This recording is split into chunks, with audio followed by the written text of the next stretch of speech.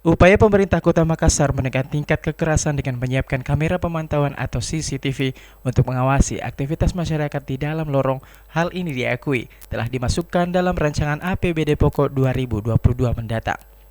Wali Kota Makassar Muhammad Ramdan Pemantu mengatakan, untuk tahun 2022, pemerintah Kota Makassar menganggarkan pengadaan CCTV sebanyak 153 unit yang nantinya akan dibagi di setiap kelurahan dan akan dipasang dalam lorong.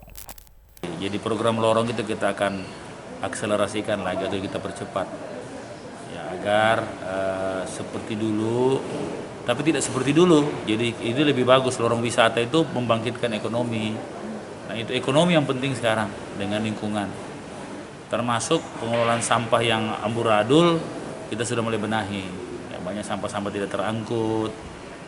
Ternyata motor sampahnya ada anggarannya, tidak ada barangnya, kan begitu semua. Artinya nanti Pak Wali untuk hampir semua lorong di Makassar dipasang CCTV ya? Bertahap, tentunya kan dengan keterbatasan dana ini kan kita harus bertahap. Sejumlah program pemberdayaan masyarakat juga menjadi sasaran pemerintah Kota Makassar pada 2022 mendatang. Selain meningkatkan pengawasan dalam lorong, Pemkot juga berupaya mengajak para UMKM lorong dalam peningkatan ekonomi di tengah pandemi. Ira, Fajar TV dan Fajar Radio melaporkan.